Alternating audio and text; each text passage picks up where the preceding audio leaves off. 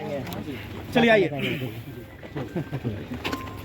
ये बेला का जीत है, बेला का आज़ादी हुआ है, यही समझ में। रॉकी जी, तीसरा नेत्र खुलने की बात हो रही थी, कैसे बंद कर दी थी तीसरा नेत्र? देखिए, हम तो आपको पहले बोले थे कि तीसरा नेत्र हमारे धर्म में केवल महादेव का होता है, और महादेव का जिस पर नजर अगर पड़ जाए तीसरा नेत्र वाला, तो जो खुद अपने आप को कोई महादेव बनने की कोशिश करे उसका हर अब रिजल्ट होता है। विश्वनाथ यादव कह रहे थे कि जो मेरा नहीं हुआ तो उनका क्या होगा, कहाँ इशारा था उनका?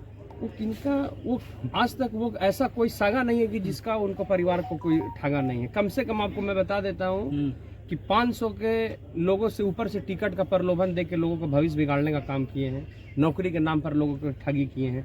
एक इतना सारा जाल बुने हैं, आदमी डर से कोई बोलता नहीं था, पर लेकिन उस डर को खत्म करने के लिए हमारी पार्टी हम लोग को फील्ड की और हम लोग जीते, और पार्टी पर हमारा विश्वास रहा, और हम लोग हर जात धर्म आप पार्टी का उठा के देखिएगा, ऐसा कोई धर्म और ऐसा कोई जाति का वोट नहीं होगा जो हम लोग को प्राप्त नहीं। 35 साल का किला उखाड़ने में कितना दम लगाए रॉकी यादव?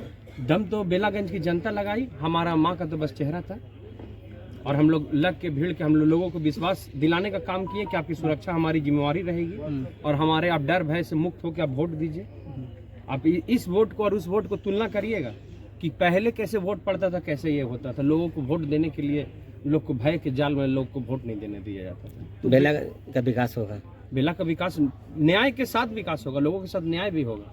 आप पता करिएगा कि बेला में जो भी सरकारी योजना होता था, सरकारी अस्पताल रहना चाहिए, कौन वेंडर होंगे पुराने वाले तय करते थे, कौन ठेका देगा। अब देखिए कि पूरे भारत में बिलो टेंडर चल रहा है, केवल बेला में आपको बिलो टेंडर नहीं, अब % कमीशन लेके काम हो रहा है। पता करिए, इस पर जांच अगर होगा तो सब। तो बेलागंज की जनता को जो डर था पहले, वो डर खत्म कर दिए हैं रॉकी यादव। अब जो है वहाँ किस तरह का माहौल बना, कहीं आप भी तो फिर हम हाथ जोड़ के लोगों को विनती करके काम किए हैं। और रॉकी पढ़ा लिखा लड़का है, दिल्ली यूनिवर्सिटी से ग्रेजुएट है, एयरफोर्स स्कूल से पढ़ा हुआ है, सुब्रतो पार्क, जो देश के प्रतिष्ठित स्कूल में से।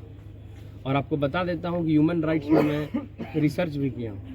तो ये सब जो बादनी, और ये अपने जो विरोधी पार्टी उनसे पूछ लीजिएगा कि किस कॉलेज और किस यूनिवर्सिटी से पढ़े हैं। आपको मैं बता देता हूँ कि हम लोग पढ़ाई के साथ अच्छा काम करने में विश्वास रखें। किसी को जाल में फंसाना बहुत अंतर होता है, पर लेकिन सत्य को कितना भी अगर कोई पराजित करना, परेशान कर सकते हैं, पर पराजित नहीं। बेलागंज की जनता को क्या कहना चाहेंगे आप? बेलागंज की जनता को तहे दिल से स्वागत करते हैं, उन लोगों को सबको नमन करते हैं कि हमारे ऊपर विश्वास है, और हम हमेशा रॉकी यादव का जलवा बेलागंज में कायम।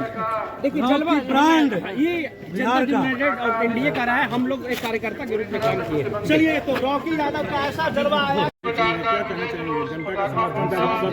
बेलागंज की जनता को तहे दिल से स्वागत करते हैं, और अपना कार्यकर्ता लोग को स्नेह देते हैं कि हमारे लिए इतना विश्वास जगाए, दिन रात एक करके हम लोग को जिताने का काम किए हैं। ये जीत बेलागंज की आवाम जनता का जीत है, और जो नफरत और झूठ का जो राजनीति चल रहा था बीते 34 साल को, उसको खत्म करके एक नया सच्चाई का राह पर चलने का काम किया। राजग का गढ़ था ये 35 सालों से। देखिए, गढ़ तो एक हमारे पिताजी एक कहावत कहते थे कि गाँव का कहावत है कि कदुआ पर सितुआ चौक चलता था।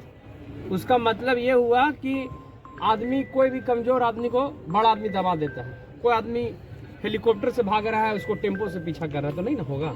तो उसके हिसाब से कदुआ पर सितुआ चौक का मतलब है कि वो हमेशा अपने आदमी लोग को दबाने का काम करते हैं, और अपना काम बनाने में विश्वास रखते हैं। पढ़े लिखे हैं, कैसे माँ का सहयोग करेंगे क्षेत्र के? माँ का सहयोग शुरू से कर रहे हैं। 2015 के भी चुनाव में हम चुनाव में घूमे थे, तो हम लोग को हमेशा लोग को काम करने में विश्वास करते हैं और अच्छा करते हैं। पढ़ाई कहाँ से है? मेरी पढ़ाई दिल्ली यूनिवर्सिटी से ग्रेजुएट किया हूँ, 11th 12th एयरफोर्स स्कूल से पढ़ा हूँ, और 10th बनारस के लंका से 10th। शेष बचे 10 महीने में क्या प्लानिंग होगी काम करने का आपका?